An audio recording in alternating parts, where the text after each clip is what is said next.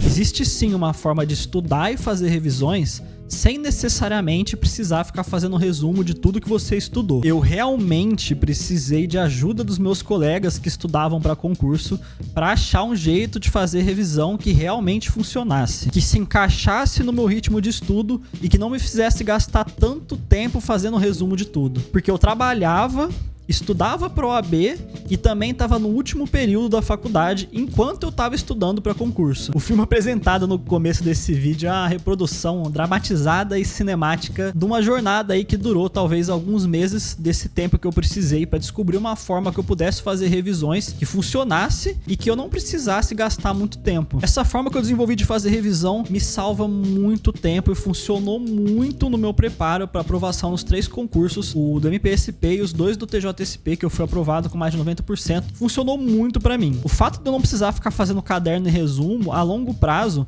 fez com que eu conseguisse ver muito mais matéria e eu não tive nenhum prejuízo nas minhas revisões. Então fica comigo até o final desse vídeo que eu vou te mostrar os 5 pontos principais da forma que eu uso pra revisar o meu estudo pra concurso. Mas antes da gente começar, eu gostaria de dizer que esse não é o vídeo pra tentar convencer ninguém a mudar o método que usa pra estudar ou pra fazer revisão, ou pra falar que a minha forma é melhor ou que não fazer caderno é melhor. Esse é um vídeo pra ajudar as pessoas que estão precisando, que talvez não tenham tempo para ficar fazendo caderno e precisam de uma alternativa. Eu acho que tudo é uma questão de preferência pessoal e de perfil, e eu não tenho realmente pretensão nenhuma de falar que meu jeito de fazer nada é melhor ou de tentar convencer alguém de qualquer coisa. Mas se você tá precisando de uma luz, eu espero que esse vídeo te ajude. Eu já deixei organizado aqui os tópicos que eu quero tratar com vocês para vocês entenderem meu ritmo de revisão e começar pela teoria. Lei seca, PDF, videoaula. Eu tenho a preferência maior por teoria escrita, tá? Eu assisti a aula somente do que era necessário. Já deixei destacado aqui que a teoria representava a maior parte dos blocos estudados, principalmente no começo, porque eu tinha visto pouca matéria, então tinha menos blocos de exercício. Mas é importante destacar que ao longo do estudo, pelo edital, conforme eu tinha visto mais matérias, cada vez mais o estudo ficava concentrado na parte de revisão e exercícios. Coloquei aqui a questão da preferência por material escrito por questão de tempo e eu acho que isso se torna cada vez mais importante conforme você vai se aproximando da data da prova. Blocos separados considerando o volume da matéria, o peso da prova e a dificuldade. Isso aqui são os blocos das matérias, então tem a ver com o meu ciclo de estudo, meu cronograma de estudo. Em outro vídeo eu vou fazer uma explicação detalhada sobre como que eu fazia essa separação do meu cronograma, do meu ciclo, mas eu já deixo aqui destacado que existia essa separação, porque o estudo precisa fazer sentido, precisa ter relação com a dificuldade, com a realidade da prova, o peso da matéria, etc. Segundo ponto, questões do material dos cursos e também dos sites de questões. Sempre buscando mais de 80% de acerto. Quando eu não acertava 80% na lista de questões do tópico que eu já tinha estudado, eu sempre dava um jeito de destacar aquilo, porque pra mim, menos de 80% significava que eu não tinha absorvido o mínimo que eu tinha que absorver daquela matéria ali, pra aquilo me dar um resultado que eu esperava na prova que eu ia fazer. e eu sempre anotava nas minhas planilhas esse resultado. Então, eu já falei isso aqui em outros vídeos e eu vou destacar novamente. Lá na planilha, eu não colocava o meu resultado em direito penal, eu colocava o resultado em cada tópico de direito penal.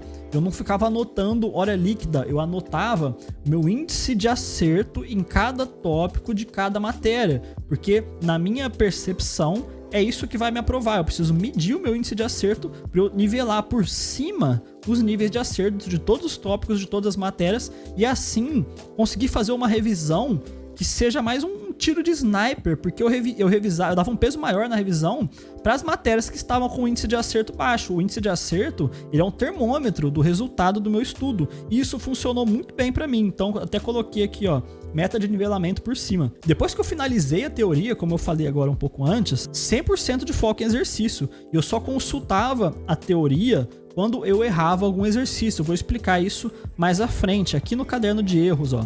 Infinitas formas de fazer um caderno de erro. Eu tinha a minha preferência para fazer colocando um asterisco vermelho no exercício que eu errava. Deixei até aqui destacado, ó, esse asterisco aqui. Eu fazia isso na frente do exercício. Então tava lá tipo assim, ó, aqui é o exercício. Eu colocava um asterisco vermelho na frente dele. Aí eu vim aqui e fazia isso aqui, ó, na frente do exercício. Ah, mas você estuda com tablet. Eu não estudei sempre com tablet, eu fazia isso na apostila. Eu pegava a caneta vermelha e fazia esse risquinho na frente do exercício. Depois, eventualmente, se eu acertasse ele vezes o suficiente de eu achar que ele não precisava mais ficar no caderno de erros, ou eu passava um corretivo em cima do asterisco, ou era só fazer um certinho em verde. Resolve o problema com muita tranquilidade. Depois no tablet facilitou muito porque era só apagar o asterisco.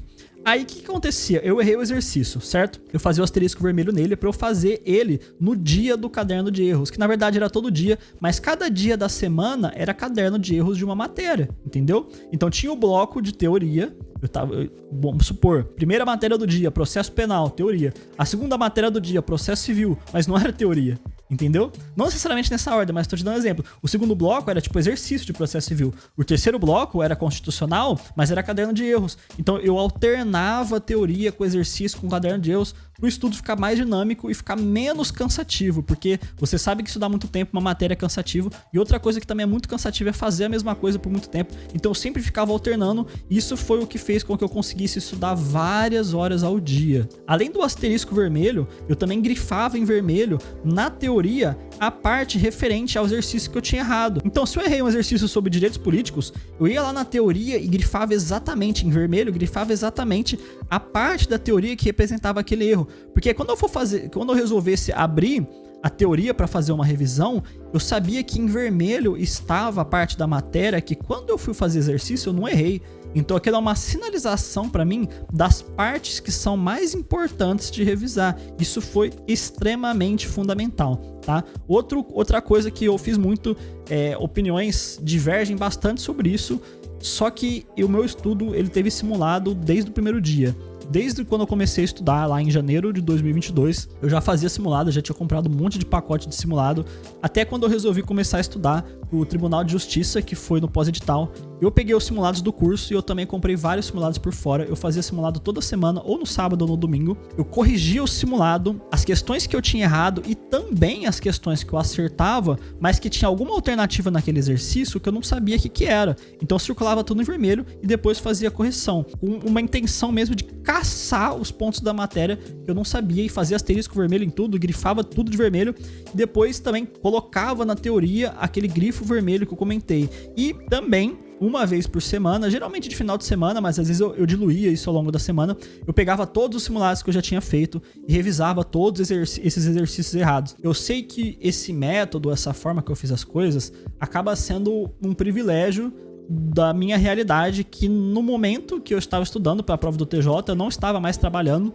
então eu conseguia dispor de muitas horas para fazer isso. Então talvez essa questão do simulado, de revisar todos os simulados que já fez, seja uma quantidade de tempo que esteja fora da realidade de muitas pessoas. Então eu diria apenas, faça um simulado toda semana e corrija ele. Eventualmente, quando você quiser revisar alguma coisa, você pega lá e revisa, você vai ter o simulado para revisar. Mas a minha experiência pessoal foi a de que fazer simulado toda semana realmente mudou o jogo pra mim, fez com que eu evoluísse muito rápido. Eu consegui evoluir muito rápido. Primeiro simulado do TJ, se eu não me engano, na verdade o primeiro simulado que eu fiz do TJSP foi a prova de 2021. E aí eu gabaritei as matérias básicas, tipo português, informática, RLM, matemática, e a parte de direito eu fiz tipo acho que, sei lá, 30%. Eu não sabia nada, nada, nada. Eu não lembro exatamente quanto que deu a pontuação, mas deve ter sido, sei lá, 60, tipo assim, uma coisa...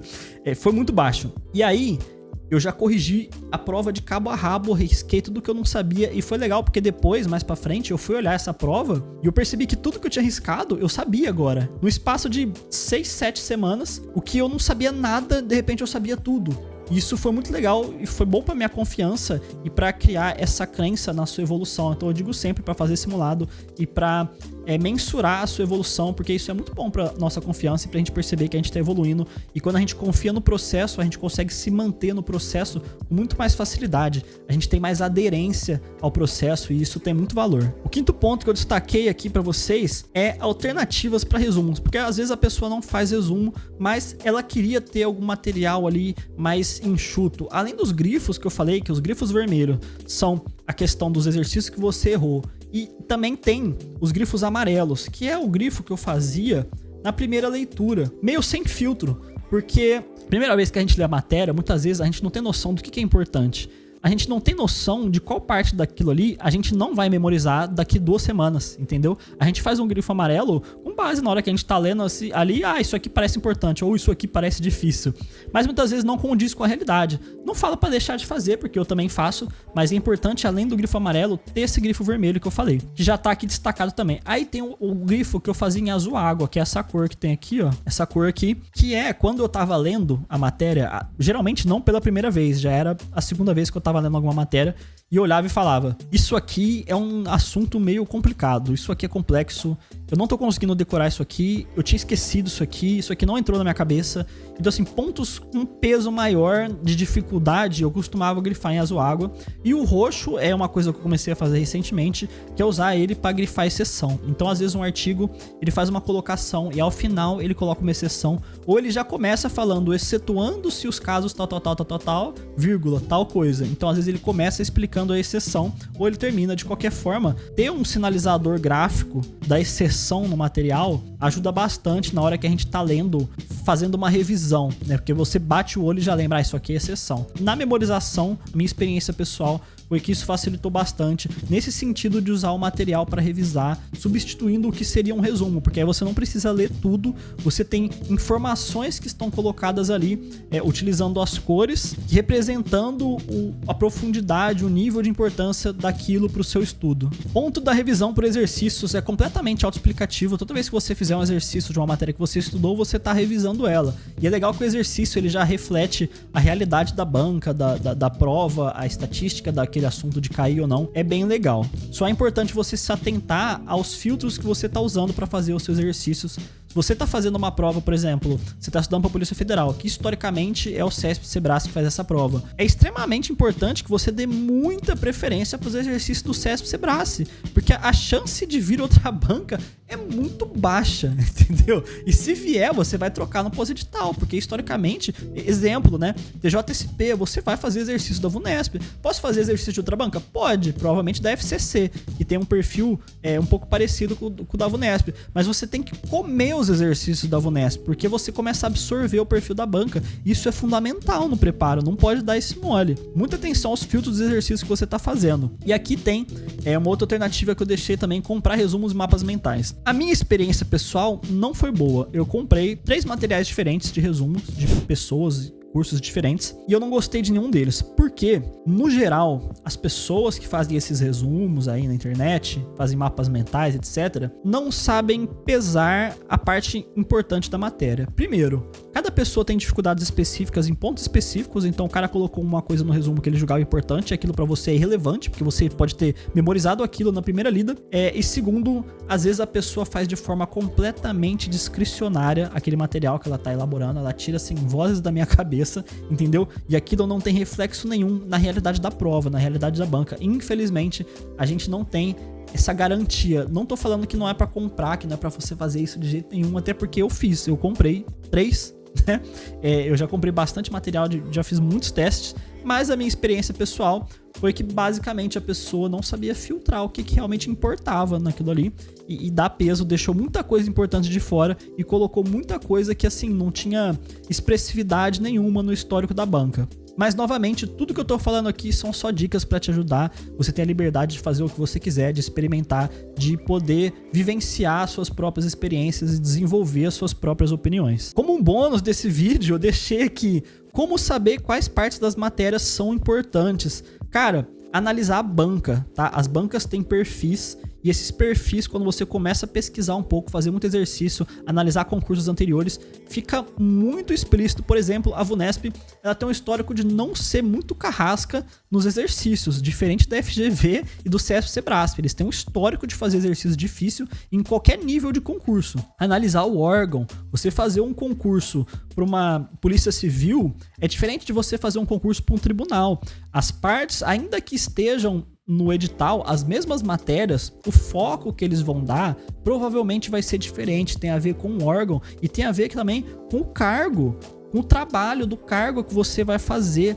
Geralmente, não é uma regra, mas geralmente pende um pouco para a parte da matéria que diz respeito ao seu cargo. Eu falei isso no vídeo anterior. Se você não assistiu, assista. Número 4, provas anteriores. Cara, isso aqui eu acho que eu não preciso falar nada. Eu espero que eu não precise falar nada. Você precisa ver as provas anteriores. É tipo assim, não é negociável. É o mínimo que você tem que fazer para qualquer concurso que você vai fazer, para você conseguir entender as partes das matérias que estão no edital, que são importantes. Pode ser a prova anterior do mesmo cargo, né? Se às vezes trocou a banca, então não faz sentido você olhar, mas você pode olhar provas anteriores daquela banca para aquela área. Então, vamos supor, eu vou fazer um concurso de tribunal da FCC. Vamos exemplificar aqui que a FCC não tenha feito nenhum concurso daquele tribunal específico, mas você olha outros concursos de tribunal que a FCC fez, entendeu? Sempre seguindo esse ritmo assim. Lista de exercício é uma coisa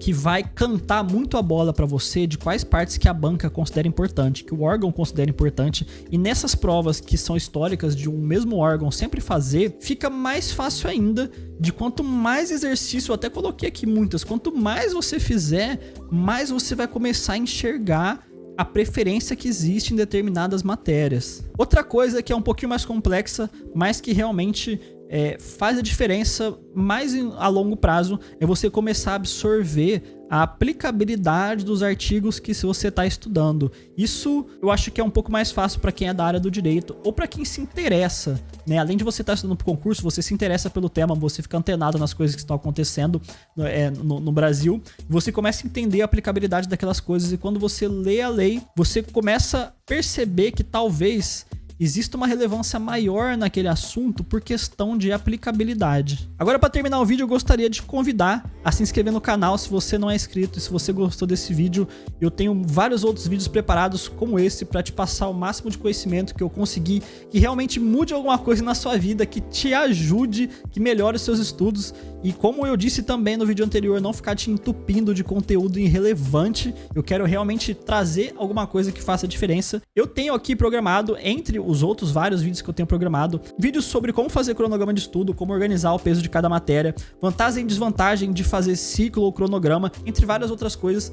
E também estou fazendo uma série de vídeos sobre como estudar para cada matéria do Tribunal de Justiça. São vídeos detalhados até sobre como estudar para essas matérias. Eu já fiz de processo civil e eu vou fazer de todas as outras matérias, dando várias dicas e macetes de estudo. Então, novamente, se você não é inscrito, se inscreva. Por esse vídeo é isso, muito obrigado por ter ficado comigo até aqui e um forte abraço.